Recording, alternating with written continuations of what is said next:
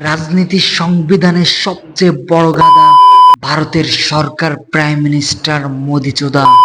শেখ হাসিনার মতো অবলা নারী জাতি পেয়ে বাংলার সম্পদের সুবিধা নিত ছলে বলে কৌশলে। আবার তারা বাংলাকে প্রখর রোদে মরুভূমি বানিয়ে বর্ষার সময় ভরিয়ে দেয় জলে। নরেন্দ্র মোদীর নোংরা রাজনীতির ফলে বাংলার লাখো পরিবার ভেসে গেল জলে। প্রতিটা বছর বাংলার মানুষের স্বপ্ন ভেঙে যেত, তবুও ছলনাময়ী হাসিনা শুধু মোদীকেই চেত।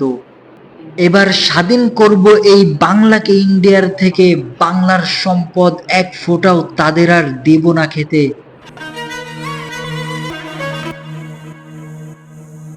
সাবধান করে দিচ্ছি, সতর্ক হয়ে যাও তোমরা।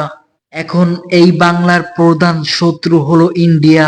শেষ করছি আজকের কবিতা, কথাগুলো একটু রাখবে মন দিয়া।